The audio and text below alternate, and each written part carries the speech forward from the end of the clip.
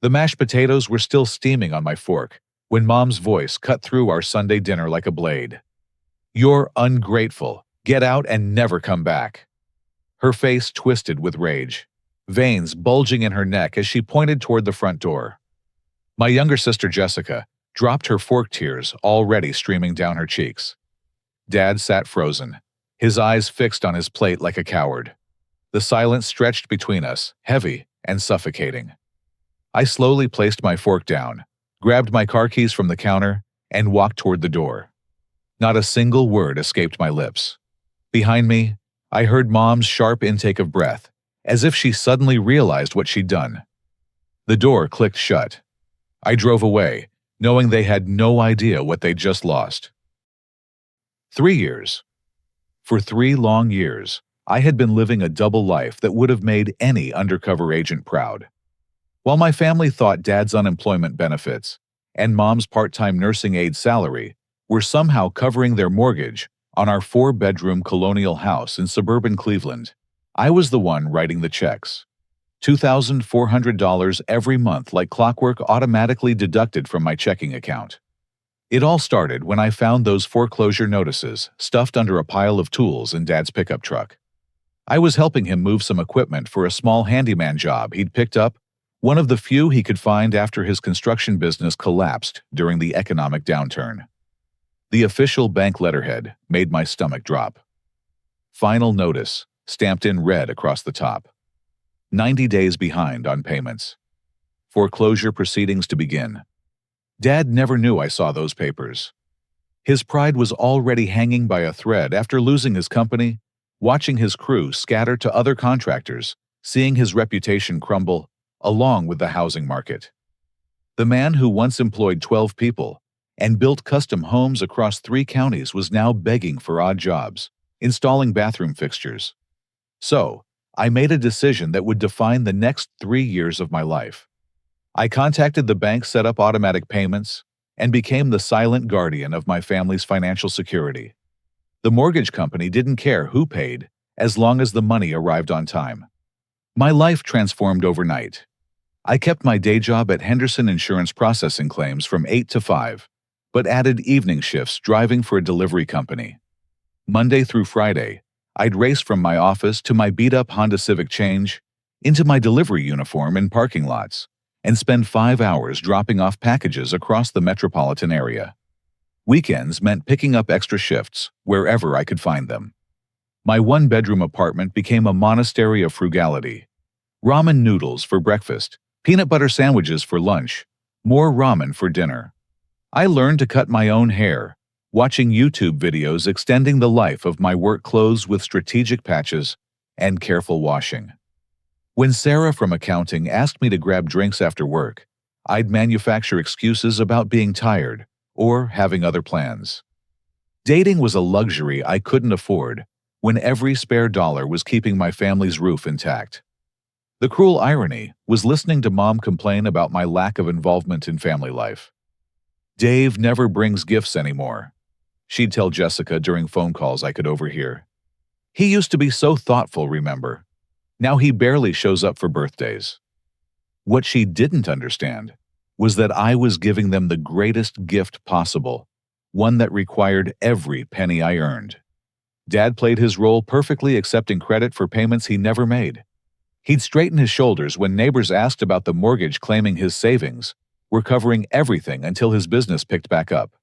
He even embellished the story, sometimes talking about his investment portfolio or emergency fund that was seeing them through tough times.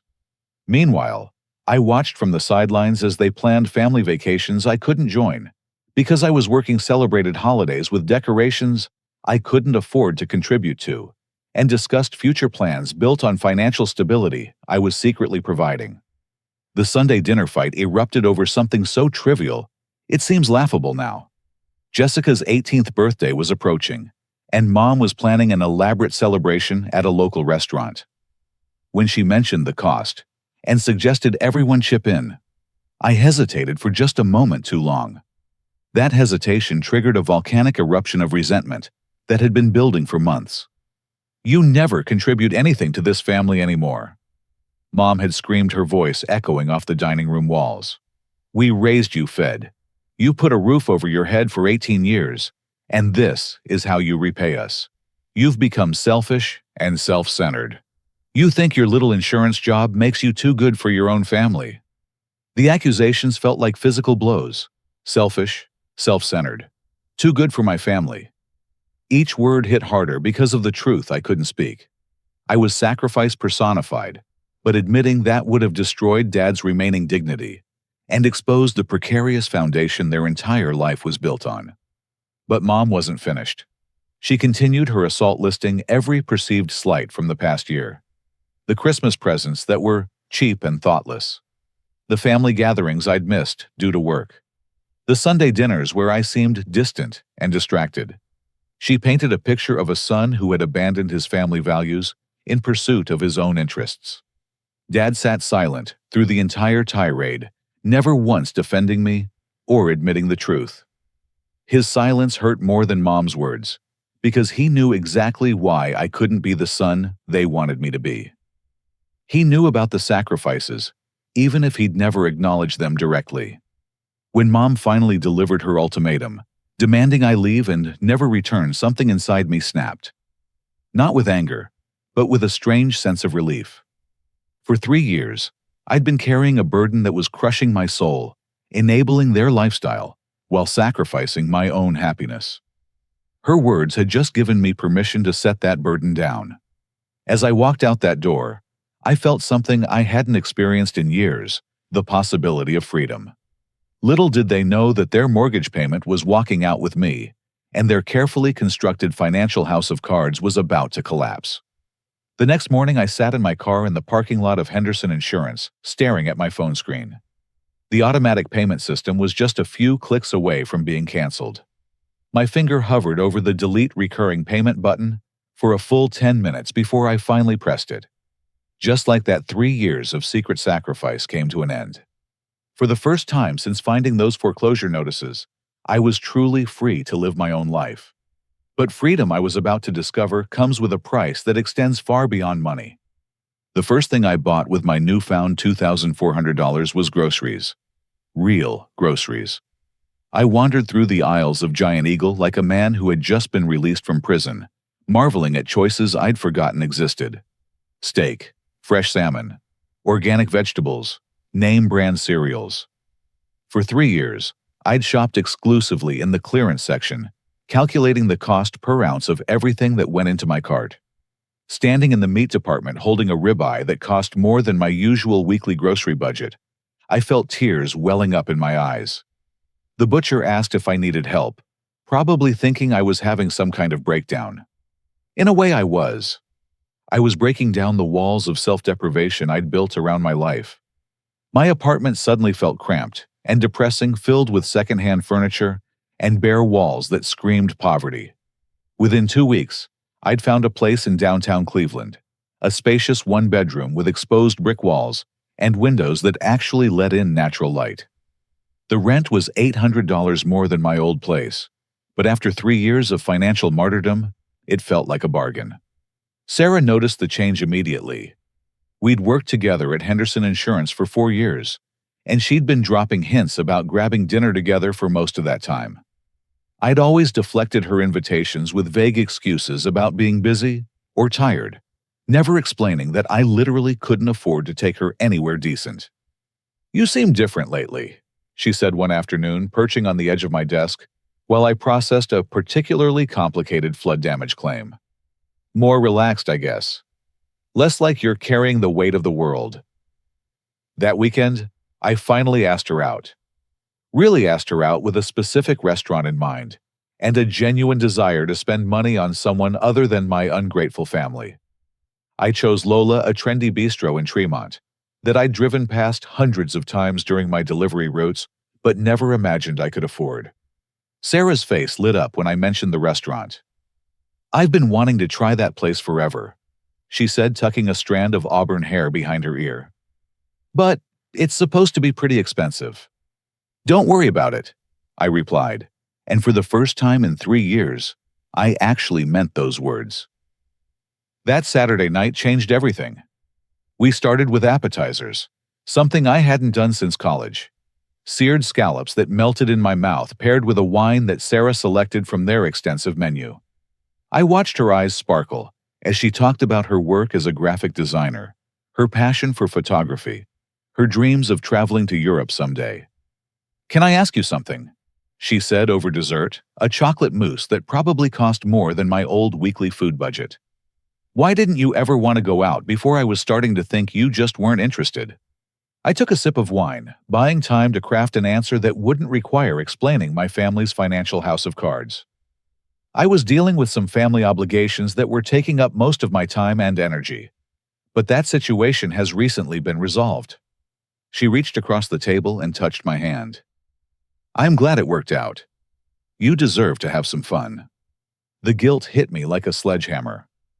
While I was sitting in this upscale restaurant ordering without looking at prices for the first time in years, my family was probably at home eating leftovers, completely unaware that their financial foundation had crumbled 3 weeks earlier. But the guilt was accompanied by something else: anger. Pure, righteous anger at the way they'd treated me, the way they'd taken my sacrifices for granted, while painting me as the selfish, ungrateful son. I thought about Mom's harsh words, Dad's cowardly silence, and Jessica's tears that were meant to manipulate rather than express genuine emotion. Over the next few weeks, I threw myself into rebuilding the life I'd abandoned. I joined a gym for the first time since college, amazed at how good it felt to channel my emotions into physical exertion. I bought new clothes that actually fit properly, replacing the worn-out wardrobe I'd been making last through sheer determination. I even got my hair cut at an actual salon instead of hacking at it myself with kitchen scissors. The transformation was remarkable. My coworkers commented on my improved mood, my increased energy, my apparent weight loss from eating actual meals instead of surviving on processed carbohydrates. Sarah and I started spending more time together, and I found myself remembering what it felt like to enjoy someone's company without constantly calculating the cost. But my family's absence created an odd vacuum in my life. No more Sunday dinners where I sat quietly, while Dad took credit for financial stability I was providing. No more guilt-inducing phone calls from Mom about family events I couldn't afford to participate in properly. No more watching Jessica's school plays, while knowing I was too broke to take her out for ice cream afterward. The silence from their end was deafening. My phone, which used to buzz constantly with family-related drama, sat quiet for days at a time. I found myself checking it obsessively, waiting for some acknowledgement of my absence, some sign that they'd noticed their primary financial supporter had vanished. 3 weeks after I'd walked out, my voicemail finally started filling up. Mom's voice, tentative at first, then increasingly frustrated. "Dave, this is ridiculous. You need to call me back. I know you're upset, but family is family. We need to talk about this." Then, a few days later, "Dave, I don't know what's gotten into you, but this silent treatment is childish. Your father and I are worried about you." I deleted each message without responding, feeling a mixture of satisfaction and sadness. They were worried about me, but for all the wrong reasons. They thought I was pouting about harsh words, not realizing I'd been their financial lifeline for 3 years and had just cut the cord. It was Jessica who finally broke through my resolve. Her message was different from Mom's increasingly agitated voicemails. "Dave, I don't really understand what happened at dinner that night, but I miss you. Could you at least text me back so I know you're okay? I'm scared something bad happened to you." I almost called her back. Jessica had always been the innocent bystander in our family's dysfunction, caught between parents who lived beyond their means and a brother who was secretly enabling their lifestyle. But even her message couldn't overcome my newfound commitment to self-preservation. What I didn't realize was that while I was enjoying my liberation, their financial reality was about to come crashing down in ways none of us had anticipated. The mortgage payment I'd been covering was just the tip of an iceberg that was about to sink their entire world. The revelation came through an unexpected source: my sister's tearful phone call that would change everything I thought I knew about my family's financial situation. 5 weeks had passed since I'd walked out of my childhood home, and life had taken on a rhythm I'd forgotten was possible. Tuesday evenings had become my favorite part of the week. No more rushing from my day job to delivery shifts. No more collapsing into bed exhausted from working 14-hour days. Instead, I was sitting across from Sarah at Melt Bar and grilled sharing loaded nachos and actually tasting my food instead of wolfing it down between deliveries. Sarah was telling me about a photography project she'd been working on documenting abandoned buildings throughout Cleveland's industrial district. Her passion was infectious, and I found myself genuinely interested in her artistic vision rather than constantly calculating how much the evening was costing me. "The textures are incredible," she said, pulling out her phone to show me some shots. "There's something beautiful about decay, you know. The way nature reclaims these spaces that humans abandoned." I was studying a particularly striking image of rust patterns on an old steel beam when my phone buzzed against the table. Dad's name appeared on the screen, which was unusual. He rarely texted, preferring phone calls when communication was absolutely necessary. "Why haven't you paid the mortgage? The bank called about missed payments." The blood drained from my face as I stared at the message. Sarah noticed my expression immediately. "Everything okay?" she asked, reaching across to touch my arm. I forced a smile. "Just family stuff. Nothing urgent." But inside, my mind was racing. 5 weeks. They'd gone 5 weeks without realizing their mortgage payments had stopped. How was that even possible? Didn't they keep track of their finances at all? Another text arrived while I was still processing the first one. "Dave, answer your phone. This is serious. The bank says we're behind 4 payments. 4 payments. My math was slightly off. They must have been behind 1 payment already when I'd stopped covering them. The house of cards was tumbling faster than I'd anticipated. I excused myself to the restroom and quickly typed my response. "Oh, I thought I wasn't welcome."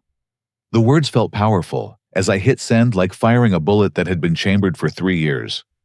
I turned off my phone immediately, not ready to face the explosion I knew was coming. When I returned to the table, Sarah was studying my face with the perceptive eye of someone who'd been paying attention to my moods for weeks. "That wasn't nothing, was it?" she said gently. I took a long drink of beer before answering. "My family situation is more complicated than I've let on. They're about to discover some things about their finances that are going to be very unpleasant." "Do you want to talk about it?" "Not yet, but I might need to soon." Sarah reached across the table and intertwined her fingers with mine. "Whatever it is, you don't have to handle it alone anymore." Her words hit me harder than I expected. For 3 years, I'd been handling everything alone, carrying burdens that weren't mine, to bear, making sacrifices that went unnoticed and unappreciated. The idea that someone might actually want to support me, instead of the other way around, was revolutionary. We finished dinner and went back to my new apartment, but I was distracted by the phone I'd deliberately kept turned off. Finally, around 10 o'clock, I couldn't stand the suspense anymore. "I need to check my messages," I told Sarah. "This might get ugly." She curled up next to me on the couch as I powered up my phone. The screen immediately exploded with notifications. 47 missed calls, 36 voicemails, 82 text messages. "Holy hell," Sarah whispered, reading over my shoulder. The progression of messages told a story of gradual revelation and escalating panic. Dad's texts started confused and demanding, then shifted to pleading as the reality of their situation became clear. "Dave, please call me back. I think there's been some kind of mistake with the bank." "Son, I don't understand what's happening. They're saying we owe over $9,000. I've been telling them about our arrangement, but they won't listen. Please call." "Dave, I realize now what you've been doing. Please, we need to talk." Mom's messages followed a different trajectory, beginning with indignation and evolving into desperation. "This is ridiculous, Dave. Stop playing games and fix this mess. I don't know what you think you're proving, but this isn't funny anymore. Your father explained everything. I had no idea. Please forgive me. Please come home." But it was Jessica's messages that cut the deepest. Dave, Mom and Dad are fighting really bad. Mom locked herself in the bedroom and won't come out. Dad keeps pacing around the house talking to himself. I'm scared. Please call me back. I don't understand what's happening, but everyone's crying and I think we might lose the house. I found Dad in the garage at 3 in the morning, just sitting in his truck. He won't tell me what's wrong, but I've never seen him like this. Sarah squeezed my hand as I scrolled through message after message, documenting my family's complete emotional breakdown. The satisfaction I'd expected to feel was overshadowed by a complicated mixture of guilt, vindication, and genuine concern. They had no idea, I said finally. 3 years of me covering their mortgage, and they genuinely had no idea. How is that possible? Sarah asked. Because my father's been lying to everyone, including himself. He's been taking credit for payments I was making, probably convinced himself that his unemployment benefits were actually covering everything. The voicemails painted an even more detailed picture of their disintegration. Dad's voice progressing from angry confusion to broken understanding. Mom transitioning from righteous indignation to desperate apologies. Jessica simply crying, begging me to come home and fix whatever was wrong. But the most shocking revelation came in a text from Uncle Robert, Dad's older brother, who'd always been the family's financial voice of reason. Dave, your father called me tonight. I had no idea about any of this. We need to talk. There are things you don't know about their situation. It's worse than you think. Worse than I thought. How could it possibly be worse than discovering that a family had been living a complete financial fantasy for 3 years? As I was about to find out, the mortgage payments I'd been covering were just the beginning of my parents' financial deceptions. The rabbit hole went much deeper than I'd ever imagined, and my decision to walk away had exposed lies that went back years. My phone rang again. This time, it was Tyler Morrison, my best friend from high school who'd become a lawyer, specializing in real estate and financial disputes. We'd lost touch over the past few years, as I'd become consumed with keeping my family afloat. Dave, your dad called me tonight. We need to talk, like, immediately. There are some legal issues here that you need to understand right away. Legal issues. The 2 words that turn family drama into something much more serious. What kind of legal issues? I asked, my stomach dropping. The kind that could affect your credit score, your financial future, and possibly result in criminal charges. How soon can you meet me? Tyler's law office occupied the 3rd floor of a converted warehouse in Cleveland's Flats district, all exposed brick and industrial lighting that somehow managed to look both historic and modern. I'd been there once before, years ago, when he'd first started his practice, and was proud to show off his space.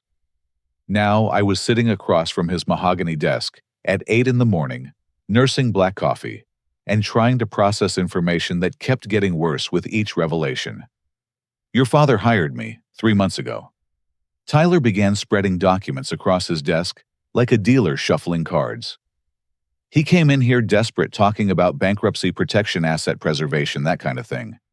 He was convinced his financial problems were temporary, that he just needed to buy some time until his construction business recovered.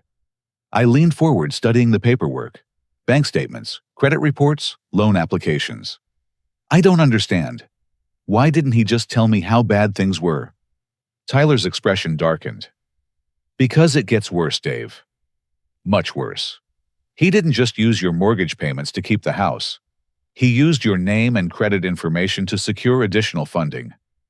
Look at this. He handed me a credit application for a home equity line of credit. $25,000 approved 6 months earlier. My name was listed as a co-applicant, complete with my social security number, employment information, and income details. I never signed this, I said, my voice barely above a whisper. I know. Your father forged your signature and used your financial information without permission. That's identity theft, Dave. A felony. The room seemed to spin slightly as the implications hit me. How many of these are there? Tyler pulled out a manila folder, thick with documents. 3 home equity loans totaling $68,000. 2 credit cards in your name with combined limits of $15,000, a personal loan for $12,000. And here's the really bad part, most of this money is already spent. I felt like I was falling down a well with no bottom. Spent on what? Living expenses mostly. Your parents have been using credit to maintain their lifestyle for almost 2 years. The mortgage payments you were covering allowed them to qualify for additional credit because their housing costs appeared stable. They've been kiting debt, essentially, using new credit to pay old debt while spending everything else on maintaining appearances. My phone had been buzzing constantly since I'd arrived at Tyler's office. Extended family members who'd been pulled into the crisis were demanding explanations, taking sides, and generally turning my personal situation into a public spectacle. Uncle Robert called while Tyler was explaining the legal ramifications of identity theft. "Dave, I owe you an apology," he said without preamble. "Your father finally told me the truth about everything. I had no idea you'd been supporting them, and I certainly didn't know about the credit fraud. This family owes you more than money." Aunt Linda's call was less conciliatory. "I don't care what your parents did wrong," she snapped. "You don't abandon family when they're in trouble. Your mother is having panic attacks. Your father looks like he's aged 10 years overnight. How can you just sit there and let this happen?" "Let this happen," I repeated, my voice rising. "Aunt Linda, I've been preventing this from happening for 3 years. I didn't create this mess. I've been cleaning it up while they lied to everyone, including me." But the call that really got under my skin came from cousin Marcus' dad's nephew, who'd always been jealous of our family's apparent financial stability. "You know what, Dave? I always wondered how your dad was affording that house without steady work. We all did, but we figured it was none of our business. Now, I find out you've been bankrolling their whole lifestyle. That's messed up, man. You created this dependency and then just walked away when things got tough." "I created dependency," I shot back. "Marcus, I was 25 years old when I started covering their mortgage. I gave up 3 years of my life, worked 2 jobs, lived like a monk, all so they could maintain their dignity. They kicked me out of their house and told me never to come back. How exactly is their financial irresponsibility my fault?" The conversation ended with Marcus hanging up on me, but not before telling me that Grandma Patricia wanted to see me immediately. Grandma Patricia, Dad's 82-year-old mother, who'd raised 5 boys during the Depression and had no patience for financial foolishness. I found her in her tiny kitchen in Parma, making coffee in a percolator that was probably older than I was. Her silver hair was perfectly styled despite the early hour, and she was wearing the floral house dress that had been her uniform for as long as I could remember. "Sit down, David," she said, using the full name she'd called me since childhood. "We need to talk about your parents." For the next hour, Grandma Patricia revealed family financial history that put my parents' current crisis in context. Dad had been borrowing money and living beyond his means since his early 20s. His construction business had failed twice before the recent collapse, but he'd always managed to charm his way into new credit or find family members willing to bail him out. "Your grandfather left me enough money to be comfortable," she said, pouring coffee into delicate china cups. "Over the years, I've given your father over $40,000 in loans that were never repaid. I stopped helping him 5 years ago when I realized I was enabling his inability to live within his means." "Why didn't anyone tell me this before I started helping them?" I asked. She fixed me with a stare that could have cut glass. "Because you never asked, David. You saw a problem and threw money at it without understanding the underlying issues. Your heart was in the right place, but you enabled your parents to avoid facing reality for 3 more years." Her words stung because they contained more truth than I wanted to admit. In my desire to save my family from financial ruin, I'd actually made their problems worse by allowing them to avoid the consequences of their poor decisions. But Grandma Patricia wasn't finished. "However," she continued, "what your mother said to you was unforgivable, and your father's use of your credit information without permission is criminal. They don't deserve your help anymore, David. They need to face the consequences of their choices. That afternoon, my phone exploded with notifications about a GoFundMe campaign my parents had created. The page featured a photo of their house with the caption, "Family facing foreclosure after son abandons parents in crisis." The description painted them as victims of an ungrateful child who turned his back on family in their time of need. Reading their version of events felt like being punched in the stomach. According to their narrative, I was a successful insurance executive who'd refused to help my struggling parents maintain the family home. No mention of the 3 years I'd secretly covered their mortgage. No acknowledgement of the financial sacrifices I'd made. Just a sob story designed to generate sympathy and donations. But their plan backfired spectacularly. Within hours, the comments section became a battlefield, as family members who knew the truth began posting corrections. Uncle Robert detailed my years of secret support. Grandma Patricia shared the family's history of financial irresponsibility. Even Jessica, apparently fed up with her parents' deception, added a comment revealing that I'd been working 2 jobs to cover their expenses while they planned expensive vacations. The public humiliation was swift and brutal.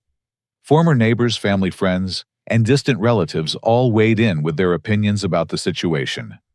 Some defended my parents, arguing that family should always come first. But more supported me, expressing admiration for the sacrifices I'd made and disgust at how I'd been treated. By evening, my parents had deleted the GoFundMe page, but screenshots had already spread through social media. My coworkers at Henderson Insurance started asking questions. Sarah's friends were commenting on her Facebook posts about our relationship. The private family crisis had become a public scandal that was touching every aspect of my life. That night, Sarah and I sat in my apartment reading through the online commentary while eating Chinese takeout. "This is insane," she said, scrolling through Facebook posts about the situation. "Your entire extended family is having a public argument about your parents' finances." "I never wanted it to become this public," I replied. "I just wanted them to face reality." "Well, they're definitely facing reality now. The question is, what you're going to do about it." That question would define everything that came next. My parents' lies had been exposed, their financial house of cards had collapsed, and criminal charges were becoming a real possibility. But they were still my family, and despite everything they'd done, I wasn't sure I could stand by and watch them lose everything. The next morning brought a phone call that would force me to make the most difficult decision of my adult life. The first sign that my parents' desperation was reaching dangerous levels came at 7:30 on a Wednesday morning when building security called my office extension at Henderson Insurance. "Mr. Davidson, there's a woman in our lobby claiming to be your mother." The guard said, his voice carefully professional. "She's quite upset and insisting she needs to see you immediately. She's been here for about 20 minutes. Through my office window on the 14th floor, I could see Mom pacing in the plaza below, still wearing her purple nursing scrubs from her overnight shift. Even from that distance, her agitation was visible in every jerky movement, every dramatic gesture as she talked on her phone. I rode the elevator down with my stomach in knots, knowing this confrontation was inevitable, but hoping it wouldn't happen in such a public setting. The lobby of our building was always busy during morning business hours, full of insurance agents, claims adjusters, and clients conducting their daily business. Mom spotted me the moment the elevator doors opened. Her face was blotchy and red, her usually neat brown hair disheveled from what was obviously a sleepless night. She rushed toward me with a desperation that made several people stop and stare. "Dave, thank God," she sobbed, trying to grab my arms. "I've been calling and texting for days. We need to talk. Right now." "Mom, this isn't the place for this conversation," I said quietly, aware of the curious looks from my colleagues and building tenants. "I don't care who hears," she said, her voice rising. "My family is falling apart. Your father hasn't eaten a real meal in 4 days. Jessica is terrified we're going to end up homeless. And you're just sitting up there in your fancy office ignoring us like we're strangers." The security guard approached us cautiously. Sir, is everything okay here? Before I could answer, Mom launched into a public plea that would haunt me for weeks. This is my son, she announced to anyone within earshot. For 28 years, I fed him, clothed him, loved him, sacrificed for him. Now, when his family needs help, he's turned his back on us completely. Ma'am, I'm going to have to ask you to lower your voice, the guard said firmly. This is a place of business. Lower my voice. Mom's eyes flashed with indignation. My family is about to lose our home, and you want me to lower my voice. I could see my supervisor, Janet Richardson, watching from across the lobby, with a mixture of concern and professional embarrassment. Other employees were pulling out phones, probably recording what was rapidly becoming a viral-worthy meltdown. Mom, please, I said gently, taking her arm. Let's go outside and talk privately. No, she pulled away from me. I'm not leaving until you promise to come home and fix this mess. I don't care what we said that night. Family forgives family. That's what love means. The manipulation was breathtaking in its audacity. After 3 years of taking my sacrifices for granted, after kicking me out of their house with words designed to wound as deeply as possible, she was now redefining the situation to make me the villain in our family's tragedy. But what happened next revealed just how far she was willing to go. Mom clutched her chest dramatically and staggered backward against the reception desk. I can't breathe. She gasped, one hand pressed to her heart. The stress is killing me. Literally killing me. If I have a heart attack, it'll be on your conscience forever. Several people rushed to help her, including a claims adjuster who happened to be a former EMT. As he checked her pulse and asked about her medical history, I realized this performance was calculated to maximize my public humiliation while positioning her as the suffering victim. Security called paramedics, and within 15 minutes, my mother was being loaded onto a stretcher in front of Cleveland's busiest insurance building, while local news vans happened to be in the area covering an unrelated story. The optics couldn't have been worse. At the hospital, doctors confirmed what I suspected. Mom was physically fine, suffering from anxiety and exhaustion rather than any cardiac event. But the damage to my professional reputation was immediate and severe. Janet Richardson called me into her office that afternoon. Dave, I've been your supervisor for 3 years, and your work has always been exemplary. But I can't have family drama playing out in our lobby. It's disruptive and unprofessional. I need your assurance that this won't happen again. It won't, I promised, though I wasn't sure how I could guarantee my parents' behavior. Good, because HR is already asking questions, and frankly, some of our clients witnessed that scene this morning. We can't afford to have our reputation associated with that kind of instability. That evening, I found a handwritten letter slipped under my apartment door. Dad's cramped handwriting covered 3 pages of lined notebook paper, detailing every financial mistake he'd made going back to his early 20s. The letter read like a confession from a man who'd finally been forced to confront the consequences of decades of poor decisions.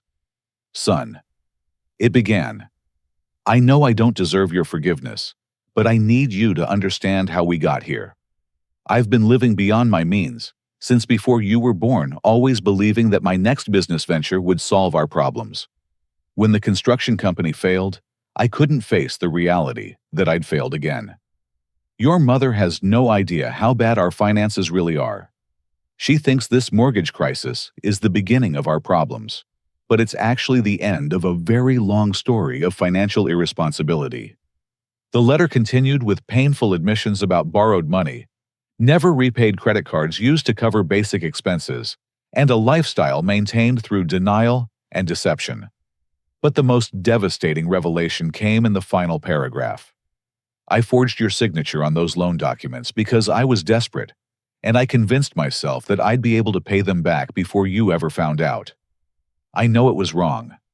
I know it was criminal. But I didn't know any other way to keep our family together. Now, I've destroyed everything anyway, and I've dragged you down with me. Reading Dad's confession, I felt a complex mixture of emotions, anger at his deception, sadness for his obvious desperation, and grudging respect for his willingness to finally tell the truth. But I also realized that forgiveness and enabling weren't the same thing, and returning to my role as the family's financial savior would only postpone the inevitable reckoning.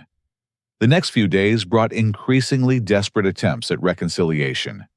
Jessica called crying about having to leave her high school friends if they lost the house.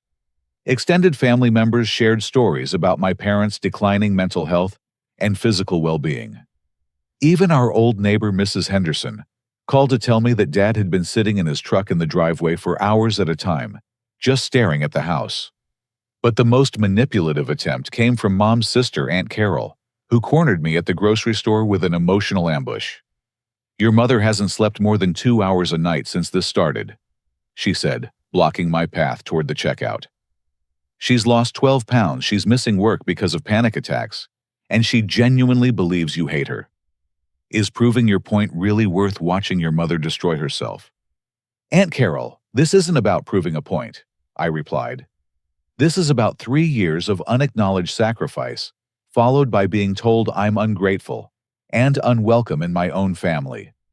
I can't fix their financial problems by pretending their emotional abuse didn't happen." Emotional abuse. Dave, they're human beings who made mistakes. They raised you, loved you, and yes, they took your help for granted. But families work through problems together. They don't abandon each other when things get tough. Her words stung because they echoed my own guilt about walking away from people who were genuinely suffering. But they also ignored the fundamental issue my parents needed to face the consequences of their decisions, rather than being rescued by yet another family member willing to enable their irresponsibility. That weekend, Tyler called with news that would change the entire dynamic of the situation. "The credit investigation is complete," he said. "Your father used your identity to secure over $90,000 in fraudulent credit. The district attorney's office is reviewing the case for possible criminal charges." Criminal charges. The phrase hung in the air like a sword waiting to fall. "What does that mean for him?" I asked. "If they prosecute, he's looking at potential felony convictions for identity theft and fraud. Prison time isn't out of the question, especially given the amount of money involved." For all their manipulation and desperate attempts to restore our relationship, my parents still had no idea that their financial crisis was about to become a legal nightmare. And I was the only person who could potentially influence how that story ended. The decision I made next would determine not just my family's future, but my own character in ways I was only beginning to understand. Uncle Robert's house in Lakewood had always been the neutral ground for family disputes. His living room, with its sensible brown furniture and walls lined with his military commendations, felt like Switzerland during wartime. He'd served 2 tours in Vietnam and had the kind of calm authority that made people listen when serious conversations needed to happen.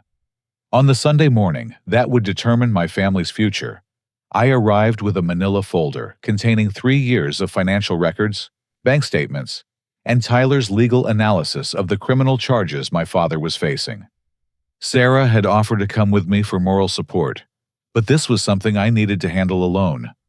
Mom and Dad were already seated on the couch when I walked in, looking like defendants waiting for a verdict. Mom had clearly made an effort to look presentable, wearing a blue dress I remembered from better times, but her face showed the strain of weeks without proper sleep. Dad looked like he'd aged a decade since our last conversation, his shoulders hunched in defeat. Jessica sat in the corner chair, her long brown hair hanging like a curtain around her face. At 18, she was old enough to understand the gravity of our situation, but young enough to still believe that families always found ways to work things out. Uncle Robert had positioned himself behind the kitchen counter, close enough to participate, but maintaining the distance of a mediator, rather than taking sides. His wife, Aunt Betty, hovered nearby with coffee and homemade cookies that nobody would touch during the next 2 hours. I placed my folder on the coffee table and opened it methodically. Bank statements showing automatic mortgage payments. Employment records documenting my 2 jobs. Savings account statements revealing the depth of my financial sacrifices. Before we talk about the future, I began. Everyone needs to understand exactly what's been happening for the past 3 years. I walked them through the timeline, finding the foreclosure notices, setting up automatic payments, working evenings and weekends to cover expenses I couldn't afford, living like a poverty-stricken college student, while secretly maintaining their middle-class lifestyle. Mom's face crumpled as the numbers sank in. $47,000, she whispered. You spent $47,000 keeping us in that house. That I spent working 2 jobs and living on ramen noodles, I corrected. While you complained that I never brought gifts to family gatherings or contributed to celebrations. Dad finally found his voice. Son, I never asked you to do that. No, you didn't ask. But you took credit for payments you weren't making. You let Mom think your unemployment benefits were covering the mortgage. You built your entire identity around being the provider while I was actually providing. The silence that followed was broken only by Jessica's quiet crying. She'd been the most innocent victim in all of this, caught between parents who lived in financial fantasy and a brother who'd been secretly holding their world together. What do you want from us, Dave? Dad asked finally. I know we screwed up. I know what I did with your credit was wrong. But what's your end game here? What would it take for you to forgive us?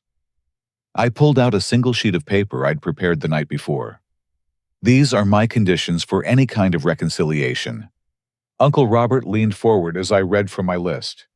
First, complete financial transparency. I want to see every bank statement, every credit card bill, every loan document. No more secrets, no more lies about your financial situation. Second, public acknowledgement of the support I provided. I want corrections posted to social media, calls made to family members who heard your version of events, and genuine apologies for the way you characterized my actions. Third, professional financial counseling. Both of you need to work with a certified financial planner to develop realistic budgets and spending plans. Fourth, repayment plan for the identity theft. The fraudulent loans taken in my name need to be addressed legally and financially. I won't press criminal charges if you work with attorneys to resolve the credit damage. Fifth, respect for boundaries.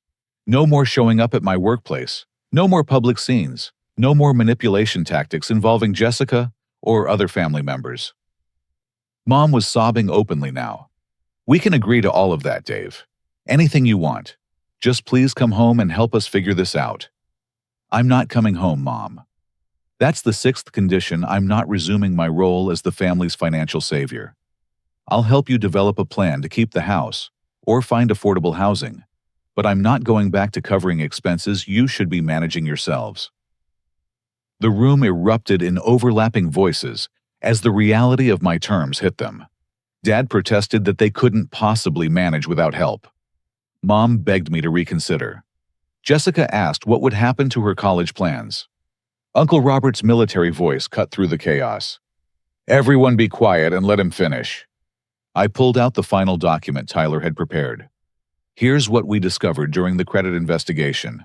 The house is already lost. Foreclosure proceedings are too advanced to stop even with current payments. But there's a bigger problem. I handed Dad a summary of their complete financial picture. You owe $137,000 in various forms of debt. Your combined income when Dad's actually working is maybe $50,000 annually. Mathematically, you're bankrupt. The silence that followed was suffocating. Finally, Dad spoke in a voice barely above a whisper. So what happens now? Now you face reality. I said not unkindly, but firmly. You file for bankruptcy protection. You find housing you can actually afford, and you start living within your means for the first time in decades. Mom looked up with red-rimmed eyes. And what about us? What about our family? That depends on whether you can accept responsibility for your choices and treat me with the respect I should have been getting all along. Over the next hour, we worked through practical solutions. Tyler had identified a bankruptcy attorney who specialized in cases involving foreclosure and overwhelming debt. I'd researched affordable apartments in their area that would accommodate their actual income. Uncle Robert offered to help them sort through household belongings and downsize appropriately. The emotional breakthroughs came slowly. Dad finally admitted that his pride had prevented him from facing their financial reality years earlier. Mom acknowledged that she'd been unfairly blaming me for problems I'd actually been solving. Jessica expressed anger at both parents for creating the chaos that was disrupting her senior year. But the most important moment came when Dad looked directly at me and said, "I'm sorry, son. Not just for the money stuff, but for letting you carry burdens that weren't yours to carry, and for not defending you when your mother said those things." Mom's apology was harder to hear because it came wrapped in justifications and explanations.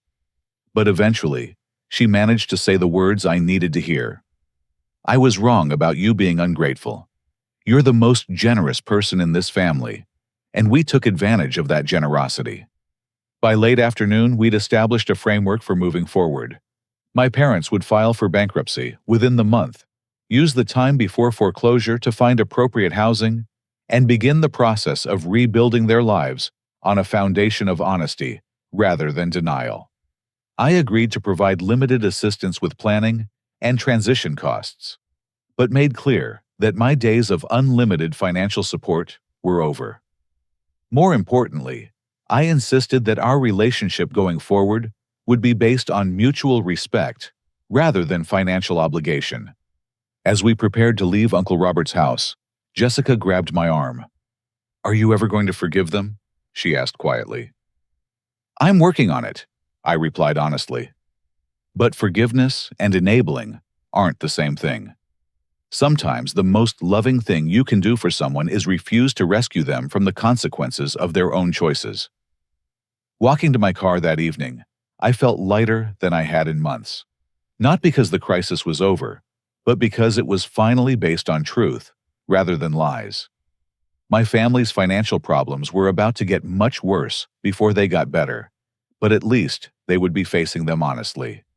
What I didn't expect was how much stronger our relationships would become once they were built on reality, instead of hidden sacrifices and unacknowledged resentments. 6 months later, I stood in the driveway of my parents' new apartment complex in Parma Heights, helping Dad load a used refrigerator from his pickup truck. The February air was sharp with winter cold, but the atmosphere between us was warmer than it had been in years. Their new place was a modest 2-bedroom apartment in a building that had seen better days, but it was clean, safe, and most importantly, within their actual budget. The rent was $850 a month, exactly what they could afford, with Mom's increased nursing hours and Dad's steady handyman income. No more pretending they could afford a 4-bedroom house in the suburbs. "Careful with that corner," Dad said as we navigated the appliance through the narrow doorway. I spent 2 weeks finding a used fridge in this good condition. The transformation in my father was remarkable. The man who'd once refused odd jobs because they were beneath his status as a business owner now took pride in every honest dollar he earned.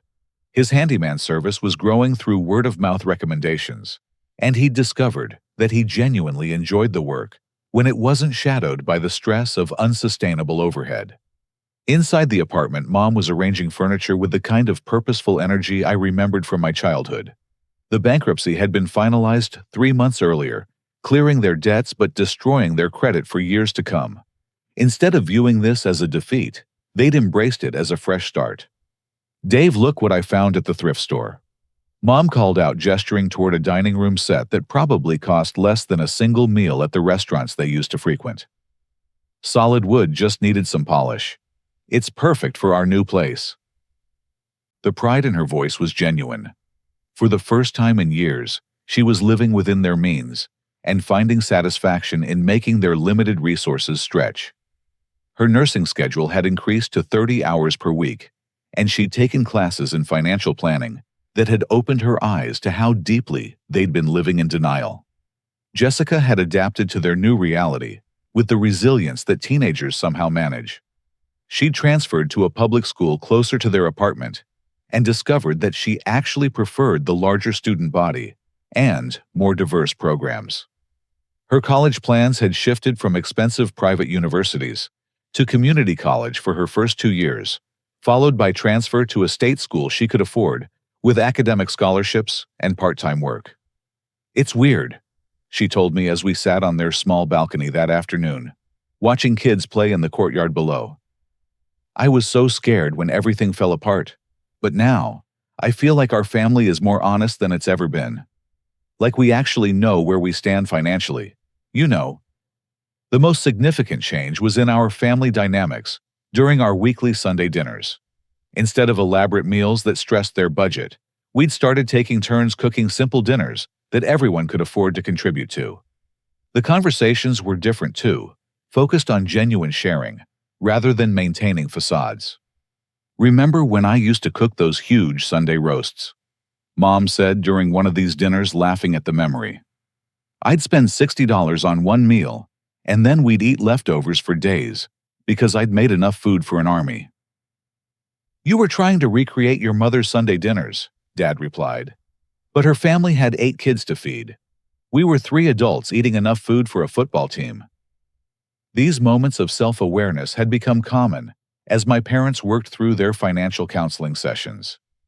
They'd begun to understand the psychological patterns that had driven their overspending, the way they'd used money to create an image of success that had ultimately become a prison. My relationship with Sarah had deepened throughout this process as she witnessed my family's transformation. She'd been patient during the crisis months, supportive during the difficult conversations, and encouraging as we all learned to navigate new boundaries. "You know what I admire most about how you handled this," she said one evening as we walked through downtown Cleveland. "You didn't just cut them off completely, but you didn't enable them either. You found a way to help them help themselves." Her words meant more than she probably realized. For months, I'd questioned whether I'd been too harsh, too demanding, too unwilling to simply forgive and move on. But seeing my family's genuine progress validated the difficult choices I'd made. The legal situation had resolved better than anyone expected. The district attorney's office had declined to prosecute Dad for identity theft in exchange for his cooperation in clearing my credit record and his agreement to make restitution for the damage. Tyler had negotiated settlements with most of the creditors that satisfied their claims while protecting Dad from criminal charges. My own life had stabilized into something that felt sustainable for the first time since college. The downtown apartment had become a real home, filled with furniture I'd chosen rather than inherited or bought secondhand out of necessity. My relationship with Sarah was progressing naturally, built on honesty and mutual support rather than hidden financial stress. At work, I'd even received a promotion to senior claims adjuster, partly because my newfound confidence in stress management skills had impressed my supervisors. Janet Richardson had commented that I seemed more focused and decisive, qualities that served me well in handling complex insurance disputes. But perhaps the most meaningful change was in my understanding of what family support actually meant. For years, I'd confused love with financial sacrifice, believing that the measure of my devotion was how much I was willing to give up for others. The crisis had taught me that real love sometimes required saying no, setting boundaries, and allowing people to face the consequences of their choices. Dad had expressed this realization during one of our recent conversations. "Son, I've been thinking about those 3 years when you were covering our mortgage. At the time, I thought you were helping us. But really, you were preventing us from learning lessons we needed to learn. The kindest thing you ever did for us was walking away when you did." On a warm Saturday in April, exactly 1 year after the Sunday dinner that had changed everything, my family gathered for Jessica's high school graduation. She'd finished in the top 10% of her class and earned a partial academic scholarship to Cleveland State University, where she planned to study nursing like Mom. We celebrated at a modest restaurant in Little Italy, sharing appetizers and staying within the budget we'd agreed on beforehand. The conversation was lively and genuine, filled with stories about Jessica's college plans, Dad's growing handyman business, and Mom's recent promotion to supervisor at the nursing home. "I want to propose a toast," Dad said, raising his water glass. to second chances, honest conversations, and families that are strong enough to survive their own mistakes. As we clinked glasses around the table, I felt a deep sense of peace that had eluded me for years. This wasn't the family I'd grown up with, built on unspoken sacrifices and maintained facades. This was better a family based on truth, mutual respect, and genuine affection, rather than financial obligation. Later that evening, as Sarah and I sat on my apartment balcony, watching the sunset over Lake Erie, she asked about my plans for the future. "I've been thinking about that," I said. "For the first time in years, I get to make decisions based on what I actually want, rather than what other people need from me." "And what do you want?" I turned to look at her, this woman who'd stood by me through family crisis and personal transformation, and realized that part of what I wanted was sitting right next to me. "I want to keep building something real," I said. "With you, with my family, with my career. Something based on honesty instead of hidden sacrifices." 6 months later, I proposed to Sarah during a weekend trip to the Cuyahoga Valley National Park. When we called my parents to share the news, their excitement was genuine and uncomplicated by financial concerns or competitive family dynamics. "We're so happy for you," Mom said, her voice bright with joy. "And we want you to know that whatever we can contribute to your wedding, we'll do honestly. No debt, no pretending we can afford more than we can. Just genuine support within our means." That promise meant more than any expensive gift could have. It represented a family that had learned to measure love in terms of honesty, respect, and emotional support, rather than financial sacrifice. As I write this story, Sarah and I are planning a modest wedding that reflects our values rather than external expectations. My parents are contributing what they can afford without stress. Jessica is excited to be my maid of honor, and Uncle Robert has offered to officiate the ceremony. The house where I grew up was sold at foreclosure auction and purchased by a young couple who probably have no idea of the family drama that once unfolded in its rooms. Sometimes, I drive past it and feel a twinge of nostalgia for the memories it holds, both good and difficult. But mostly, I feel grateful for the painful lessons that crisis taught all of us. Sometimes, the greatest act of love is refusing to enable someone's destructive behavior, even when it hurts everyone in the short term. Sometimes, families need to fall apart completely before they can rebuild on a foundation of truth rather than lies. And sometimes the person you think you're rescuing actually needs to learn how to save themselves. The mortgage payment stopped, but our family didn't. We just learned to build our relationships on something more sustainable than hidden sacrifice and unacknowledged resentment. We learned that love measured in dollars and cents isn't really love at all, and that the most generous thing you can do for someone is help them become strong enough to stand on their own. That lesson has shaped every relationship I've built, since every boundary I've set, and every decision I've made about what I'm willing to sacrifice for others. It taught me that saying no can be an act of love, that enabling isn't helping, and that sometimes the most courageous thing you can do is let the people you love face the consequences of their own choices.